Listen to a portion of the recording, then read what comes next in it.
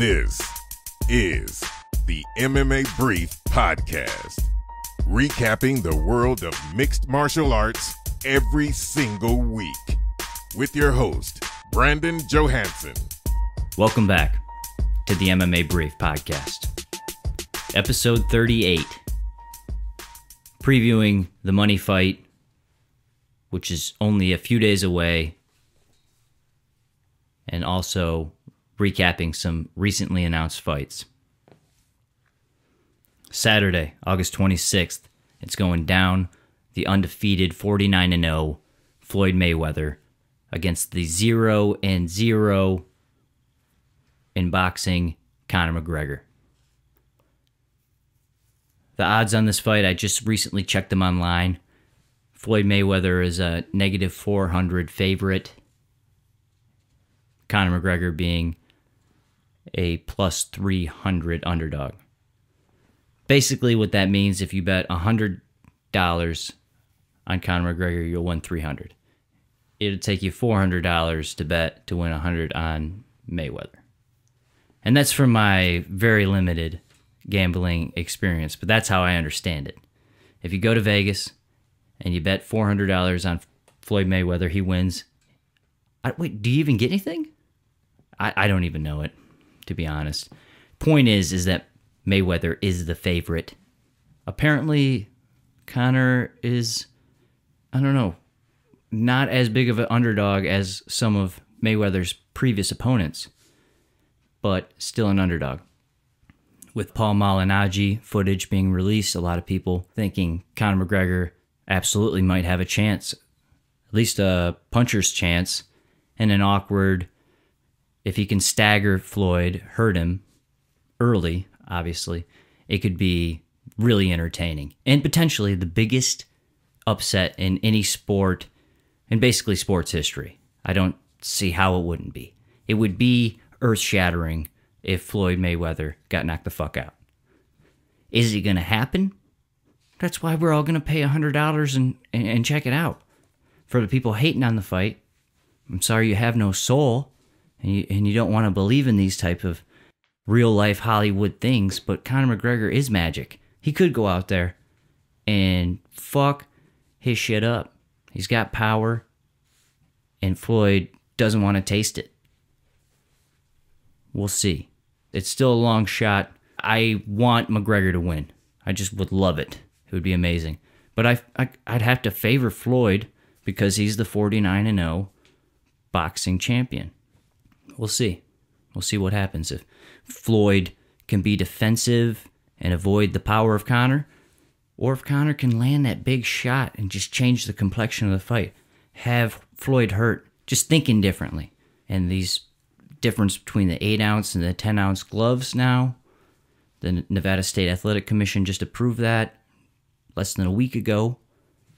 So that's 4 ounces less padding on the gloves and bigger holes defensively. Floyd loves to cover up. And if Conor just finds one hole, connects clean one time, he has the possibility of shocking the fucking world. So everything's been great. The trash talk, the leaked footage of the sparring session, I love it all. And I can't wait. It's all going to go down in a few days. This Saturday, August 26th. Break out your Benjamin, $100. It's a price tag, for sure. But you don't want to be the guy who missed a fucking miracle.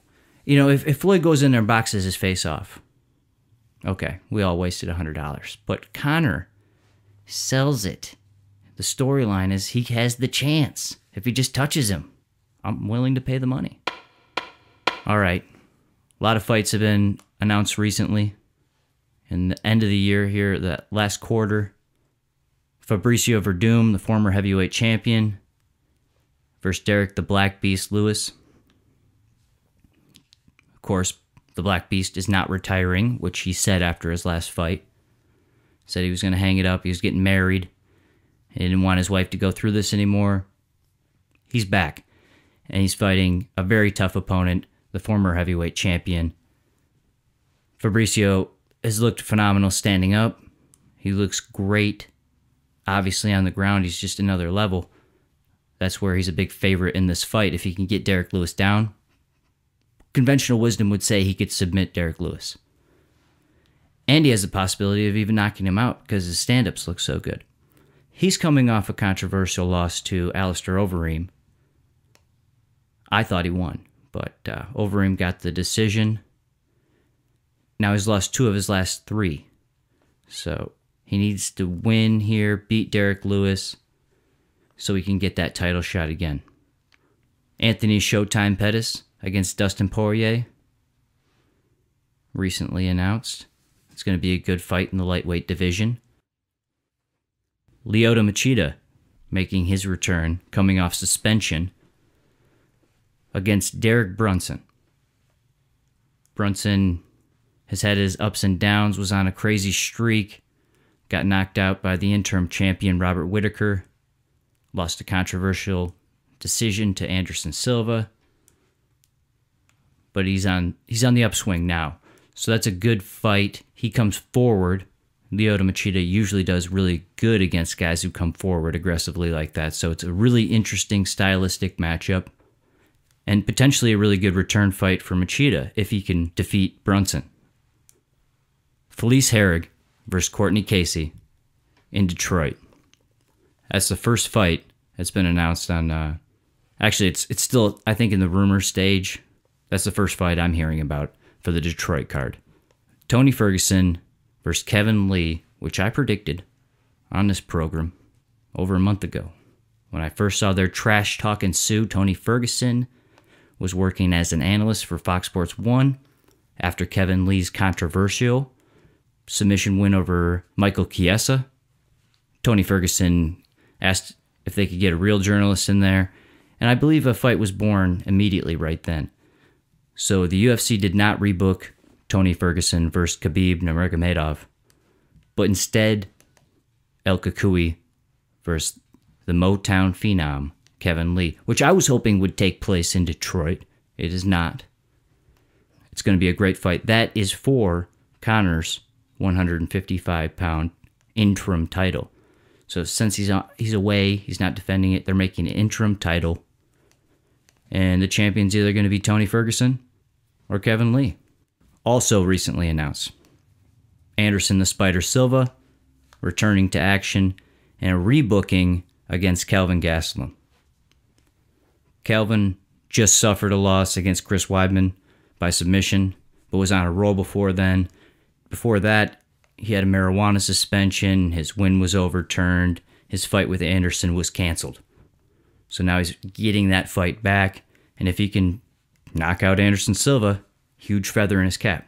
If Anderson beats Kelvin, it's the same thing. You're going through a young buck, you're showing you're still in the game. So it's a big fight for both guys. UFC 217 is shaping up to be a great card. Madison Square Garden, and the headliner is the fight we've all been waiting for since the UFC announced it, with no particular date in mind. George St. Pierre for the middleweight title against the champion Michael Bisping. Also on that card, another fight we've been waiting for, TJ Dillashaw fighting against the champion Cody Garbrandt for the bantamweight title. Stephen Wonderboy Thompson against Jorge Masvidal. I mean, these fights on this Madison Square Garden card are good, and I don't even think it's filled out of the way. Johnny Hendricks versus the up-and-coming Paulo Borrachina. Borrachina's been a monster. Johnny Hendricks seems to be on a downside. So this is just another excellent example of good matchmaking. You got a guy like Borrachina who can make himself a name by beating Johnny Hendricks, or you got Johnny Hendricks who can make a statement and take out an up-and-coming guy. All right, thanks for listening. Come back next week. We're going to recap the money fight. Peace.